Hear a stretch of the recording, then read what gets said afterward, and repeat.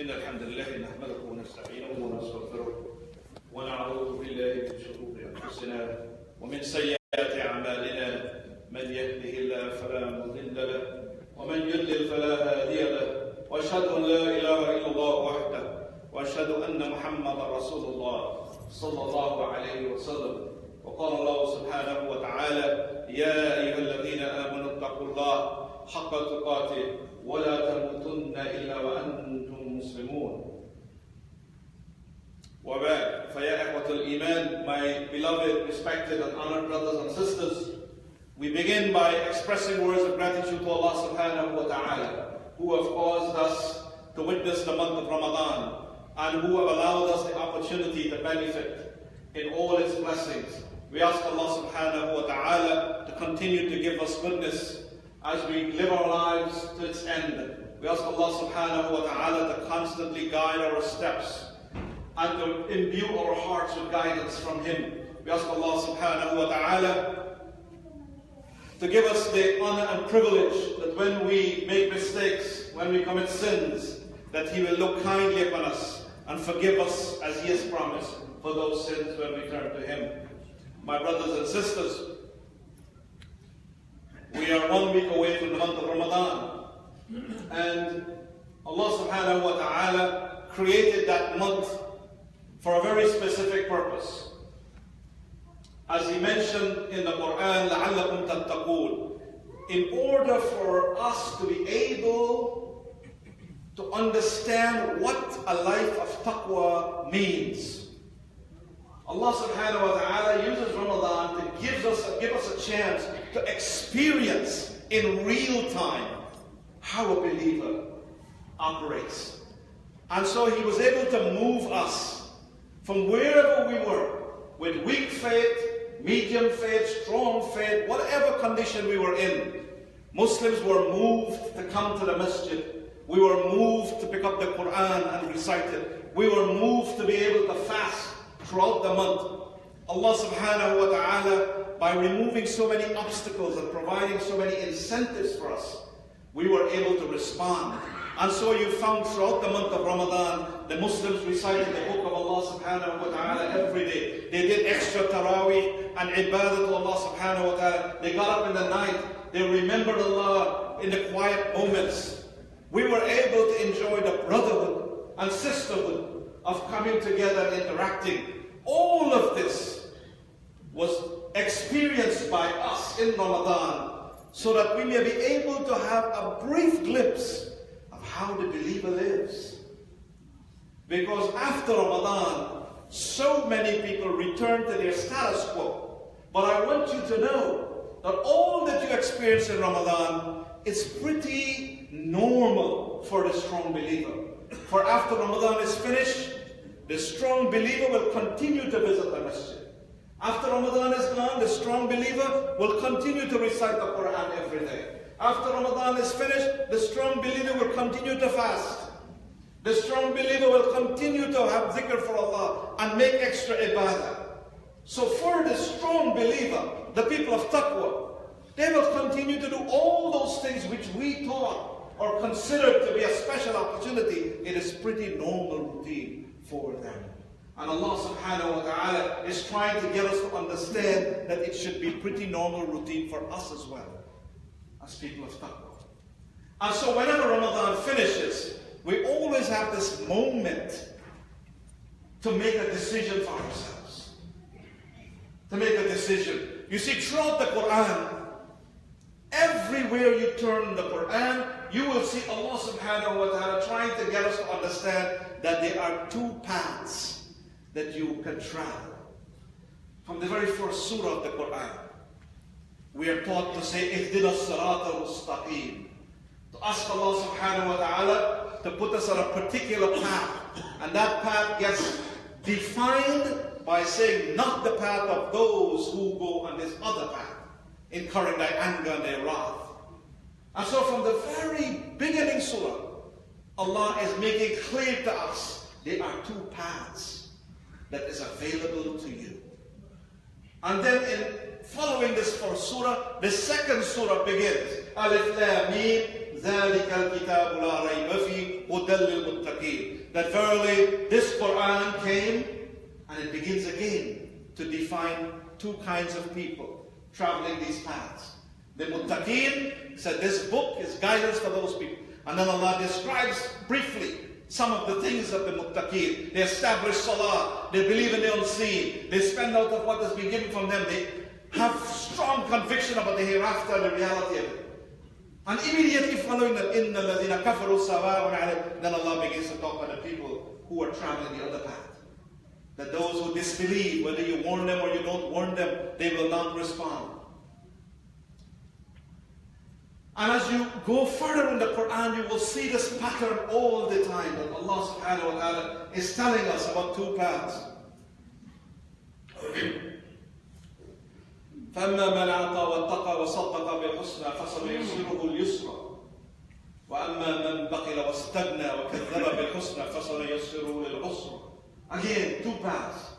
There are those people who they have taqwa and they spend for the sake of Allah, and they believe in the goodness of the deen.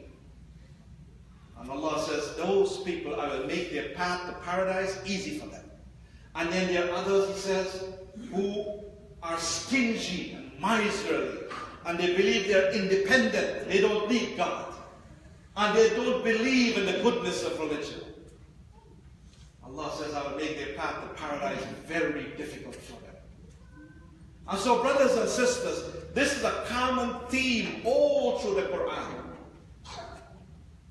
فَمَنْ يَعْمَلْ مِثْقَالَ ذَرَّةٍ خَيْرًا يَرَهُ وَمَنْ يَعْمَلْ مِثْقَالَ ذَرَّةٍ شَرًّا يَرَهُ. And Allah subhanahu wa ta'ala says, your actions, they will consist of two things. Those who do good, you will see it preserved. Those who do evil, you will see it preserved. And so throughout the Quran, I can go on, but you get the idea, there's two paths. And so for the believer, for us, coming out of Ramadan, we have got to make a decision of how we want to live our life. Because the reality is, whatever stage you are at in your life, it was as a result of a decision you made. Each of us get to make that decision. Allah has created us as people of free choice. We're not like the angels who are forced to obey. Allah has given us the ability to choose. And so whatever condition you find yourself in, understand that this condition that you are in, you chose that. You made that decision. And you can move to another place if you make a different decision. Throughout history, we've seen people who made decisions that moved their lives in different directions. In the time of the Prophet ﷺ, there was a man by the name of Umar al-Khattab, who was so disgusted and frustrated with the message of the Prophet ﷺ that he decided, I will end this once and for all. I'm going to just kill Rasulullah ﷺ and over with this. And as he travailed towards that intention and that deed, he was told that his sister had accepted the message of the Prophet ﷺ, his sister Fatima. And so Umar made a detour and went to visit his sister's house. She and her husband, Sa'id, was reading the Quran. And then he confronted her. And for the first time, she stood up to him in a way that shocked him. And he struck her and saw blood bleeding. And still she did not back down. And it caused Umar to reflect, what is it that has gotten into my sister? And he demanded to read what they were reading. And she said, you are not clean to read this. Surah Taha. And after that, Umar made a decision that I am going to accept this. He had already heard the Prophet ﷺ many times, and he was toying with the idea. But then he just got in an anger one day and he decided to kill the Prophet ﷺ. When he made that decision, he went to the Prophet ﷺ. When he came to that door, the Sahaba, Umar was a powerful man. He was someone to be contented with. He's not an ordinary person. Very strong person. Hamza was with Rasulullah ﷺ, and they said, look, let him in. If he has good intention, we'll welcome him. If he has bad intention, we'll deal with him. And the Prophet ﷺ told him, you all go away and hide, let him come in. And Umar ibn Khattab came in and the Prophet grabbed him by his collar and said, is it not time for you to accept the message of Allah? And Umar took the shahada. He made a decision then that he is going to become a Muslim. And you know what's the first thing he did? He turned to the Prophet ﷺ and he said, who is the harshest person against Islam? Tell me that person who is giving you the greatest problem. That's the nature of Umar ibn Khattab. He went to the meat of the matter. Now I'm a Muslim, who is the biggest problem? And he says, Amr ibn Hisham, Abu Jahl. And Umar went to his door, he knocked on him, he was a nephew of his.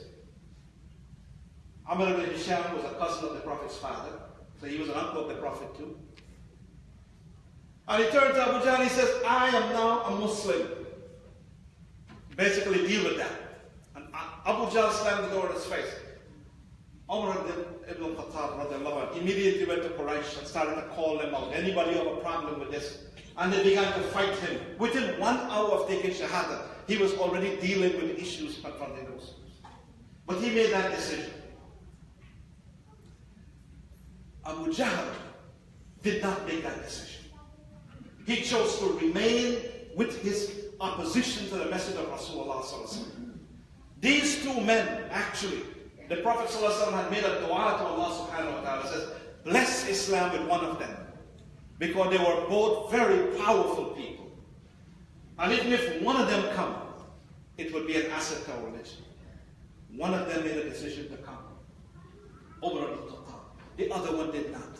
And we get to see in real time what became the end of these two people.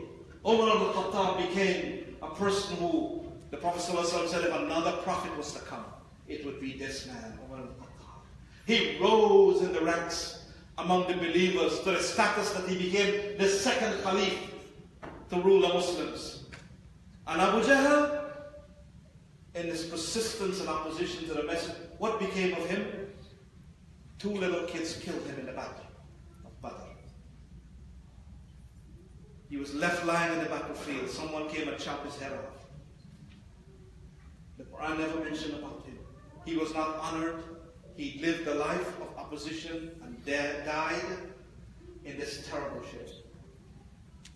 Nobody names their children after Abu Jahl. But you will find many Umars in every gathering of the Muslims. Somebody named Umar.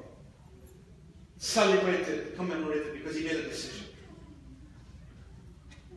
The decision to live a life of integrity and taqwa always lies with us. And it is after Ramadan that we need to make such decisions. Throughout history it has happened. Ahmed Deedat from South Africa. Young kid working in a furniture store, being harassed by the Christians next door, who had a missionary college there, Adam's Mission. And those kids were specifically training of how to deal with Muslims, Christian missionaries. Specific training on how you will deal with Muslims. And they would come over and harass Ahmed Deedat and try out with him. Oh, your prophet had so many wives, what do you say about that? Your prophet kills people, your prophet. And Ahmed Deedat standing there as a young man, totally ignorant of his religion, was unable to answer. And one day, he found a little book at the bottom of the store, Izhar al-Haq. A little book that had a dialogue between an Imam and a priest. And Ahmed Deedat read that book and he decided, you know what? I am no longer going to remain ignorant of my religion. This was a man who didn't finish school, didn't went far in school. Made a decision, I am going to learn my religion. I am too frustrated, not knowing how to defend it. He became one of the greatest comparative scholars that our Ummah has ever seen. Debated people who had PhD in Christianity. And have converted and caused people to come to this religion by thousands. Because he decided, I'm no longer going to be satisfied with where I am. Every time you make a decision, if he did not decide that, we would have never heard of him. He would have been relegated to a furniture store. Maybe he might have bought a store eventually, be a good merchant, not to be heard of by anyone. Every time you make a decision to become a person of taqwa and to do the things that will make you successful, Allah will honor you and elevate you. Yusuf Estes, this was a Catholic chaplain, used to give preaching in prison. And he had a Muslim friend that he used to interact and do business with. And he wanted to convert this friend. In the process, he got to realize that all his teachings didn't make any sense, but took a decision that, you know what? Even though I set out to convert you, I am now going to join you because I've recognized that what you have is truth. And most converts, almost everybody who converts to Islam, it is a traumatic decision to make. To leave your faith, the faith of your family, all your friends, and to make a decision to come to a new religion, a new way of thinking. It is not an easy decision to make. And they make it because of the recognition that I have choice, and I can choose to stay here or go over there. Yusuf Estes was named Islamic Personality of the Year by Dubai. He has so much TV programs and internet websites. He has done so much, traveled the world, lecturing about the deen. Allah honored him, elevated him, and made him someone special. Every time we choose to be on the side of Allah, inna akramakum indallahi atqakum, Allah will elevate your status and make you special. And so, brothers and sisters, what I'm saying to you is that we have got to make some decisions coming out of Ramadan that says, I don't want to return to my old ways. That I have a choice. And if you choose to make these decisions, I want to mention a couple of things that you can start with that will fast forward your connection with Allah subhanahu wa ta'ala. The first one is, the Prophet sallallahu alaihi wasallam, Abu Ayyub reported that the Prophet sallallahu alaihi wasallam said, he who fasts in Ramadan and follows it up with 6 days of fasting in Shawwal, it would be as if he has fasted a lifetime. What a profound thing to say. And this hadith is in Muslim, is it Tirmizi, is it Abu Dawud, is it Nisa'i? Prophet said, if you fasted the whole month of Ramadan and you followed it with 6 fasts in Shawwal, it is as if you fast your lifetime. How do we understand this hadith? The scholars say that because Allah subhanahu wa ta'ala gives you 10 times the reward of whatever you do, when you fast in the month of Ramadan, you get the blessings of 10 months. Because you're getting 10 for 1. And when you fast 6 days in Shawwal, you get the blessings of 60 days, which is 2 months. And so 10 plus 2 gives you the blessings as if you have fasted the whole year. And if you do that year after year, it is as if you fasted a whole lifetime. You're not required to fast the 6 days of Shawwal. It is recommended by the scholars to do it consecutively because it's easy, but you can do it anytime during the month of Shawwal. You don't have to do it immediately after the Eid. You don't have to do it 6 together. It is a sunnah mustahab, it is a strong sunnah. But before the end of Shawwal finishes, strive hard if you want to get to become a person that is making decisions for yourself and you've never done it before, make a decision today. You know what? I'm going to fast the 6 days of Shawwal. That's the first easy step. The second thing that we need to do to become a strong believer is you've got to cultivate a permanent, healthy relationship with the Quran. With the Quran. There are 5 levels of relationship with the Quran that we have to eventually get in our system. The first one is that we have got to learn to recite the Quran properly. That's the first thing that we must strive to do. Secondly, to be able to memorize as much of the Quran as we can. And Allah tells us over and over, I've made this Quran easy to remember. Thirdly, we've got to seek to understand what we are reciting. Fourthly, we've got to practice what we read in the Quran. And fifthly, we've got to be able to share with others the message of the Quran. Throughout the Quran tells us about itself in so many ways. talks about itself. وَنَنَزِّلُ مِنَ الْقُرْآنِ مَا هُوَ شِفَاءٌ وَرَحْمَةٌ لِلْمُؤْمِنِينَ. That the Quran is a healing. The Quran is a mercy. إِنَّ هَذَا الْقُرْآنِ يَهْدِي لِلَّتِي أَقْوَمَ. The Quran guides you to that which is upright. وَيُبَشِّرُ الْمُؤْمِنِينَ. And it's good news for the believers. The Quran is هُدًى لِلنَّاسِ. It is guidance for humanity. The Quran keeps telling us of how special and important it is. And so, in making a decision, you and I can today say, you know what? I'm going to decide every day I'm going to recite the Quran. I'm going to open that book and read something from it. I cannot read the Arabic right now, but I'm not going to be satisfied with that. I'm going to enroll in a class, and in the meantime, I'm going to read it in English. But do not sit, not knowing to recite it, not memorizing anything, not understanding anything, and then sit and make a decision that says, you know what? I am happy with my status quo. I'm not going to make any effort to do anything else. So many of us do that. Why? When the Quran is beckoning you with all that it has, make a decision. If you don't know to recite the Quran, enroll in a class and learn. I have seen people, and I have taught people myself, who don't even know to speak English to recite the Quran. I have seen people 75 and 8 years old, don't know alif, ba, and they said, you know what, I want it. And they persevered and they got it. Make a decision. The other thing that you want to know is that we have got to also decide consciously and said, you know what, there are some things I'm doing in my life that is hard.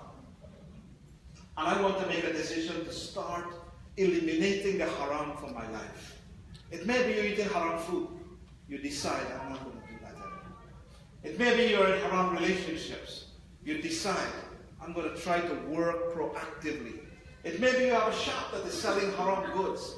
Make a decision that I am going to move away from the haram and move my life into the halal zone. For it is a dangerous thing that happens when you continue to be in haram. As the man who was on a journey and made dua, فَعَنَّا يُسْتَجَابُ. How will Allah answer his dua? Because وَمَطْعَمُهُ haram. His food was haram. وَمَلْبَسُهُ haram. His clothing was haram. And they had it detailed. He lived his whole life in haram. And then when he was in trouble, he asking Allah, how can I say dua? You have severed your connection with Allah. How do you know I can get answered now? So keep away from the haram. Make a decision. Whatever it is, and all of us know what we are doing haram. We know it. Allah mentions it in the Quran that we are our own witness to what we do. We know our bad deeds. So make a decision, brothers and sisters. Don't allow yourself to decide that I'm going to stay with that. Ramadan is supposed to teach us how we can become the proper believer. The third thing is to develop a relationship with Allah subhanahu wa ta'ala. And that is making our salah more quality. If we are not praying all 5 daily salah, make a decision. I want to be among those. How hard it is. Go to someone who is praying 5 daily salah and ask them, how were you able to do this? What was it that caused you to become like this? What was the difficulty that you were able? Because here's the difficulty I have. I can't wake up in the morning. In the day when I work, I'm shy to go pray. Ask the people who are doing it. Because they were one time like this, not praying. And believe you me, they will help you to navigate that. If you're a sister who don't wear the hijab, go ask the sisters who are. I said, how is it you're able to do this difficult thing? Help me in my journey. But don't sit on your status quo. For Ramadan would have meant nothing if we do that. In our religion, one of the things that is greatly emphasized is community. Yadullah ma'al jama'ah.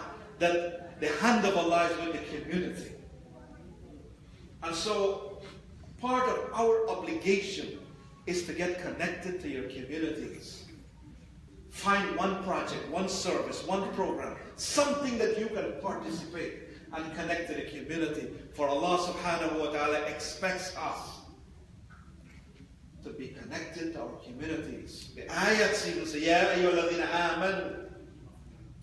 Always addressing a community, not the individual.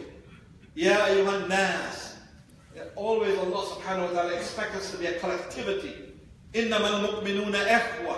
That the believers are one community of brothers and sisters.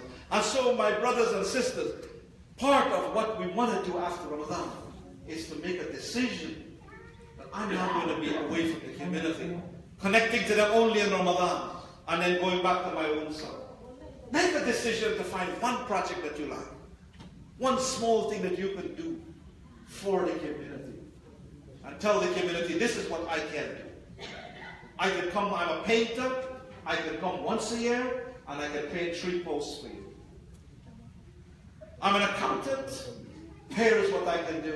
I can assist some of the children who want to learn accounting to teach them something. I know to speak the Arabic language, here is what I can do. I can start a class and teach others some basic Arabic language, some expressions that we can learn. Each of us have something that we can offer to our community. Don't sit on it. Connect to the community. Make a decision. As those people in history have shown us, when you make a decision, Allah raises you to somebody special. And He has done that every time. Malcolm X from prison to become one of the most dynamic personalities. And every time Allah takes someone who has no future, no place to go, and then they make that decision, and Allah takes them and you don't know where they can end up. To some place that is so amazing. And Allah subhanahu wa ta'ala can do that for every one of us. And so coming out of Ramadan, I want to encourage all of us to make some decisions of some things that will change in our lives. Do not insult Ramadan by changing nothing. Do not make Allah subhanahu wa ta'ala feel ashamed that I offered you this beautiful program and your response is, thanks, but no thanks. We don't want to be in that relationship like that with Allah. Which of these favors of Allah you're going to just throw back in His face? Let us accept the gifts of Ramadan, rejoice in them, but most importantly recognize I have the power to decide how I want to live my life. I have the power to decide now whether I want to pray or don't pray, whether I want to give charity or don't give charity. Each of us can decide at any moment in our lives. You don't need to go for long hours with psychologists and psychiatrists. You can just make a decision because you've been given choice. May Allah subhanahu wa ta'ala inspire our hearts to become people of integrity, people of honor and dignity. May Allah help us on our journey to move away from haram to halal and remove the insecurity we feel, because we tend to feel a dependency on haram, thinking that if we give up this, that we will be in bad shape. No. Anytime you make a decision to give up something that Allah does not like, Allahu waliyul ladina amanu. Remember, Allah will always be there looking out for you. So sisters and brothers, make the decision.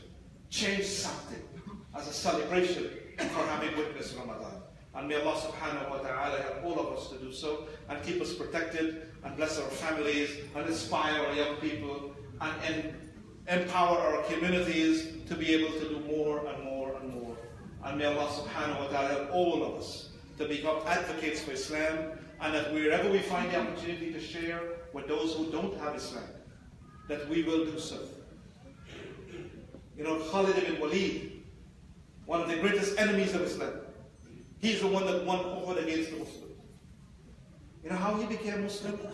His brother, Al-Walid ibn Al-Walid, wrote him a letter and said, you are such an intelligent person. You are so smart. What is wrong with you? How is it you are not able to recognize Islam as truth? Get a hold of yourself. Literally chastise him and say, how can you, Khalid, you are my brother, not understand and recognize what opportunity you've been given? And Khalid ibn Walid accepted Islam. He needed that jolt to make that decision.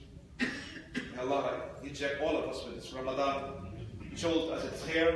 Fast 6 days of Shawwal, and then make a decision of what you're going to change in your life. May Allah subhanahu wa ta'ala help us, forgive us, and protect us, and give us patience.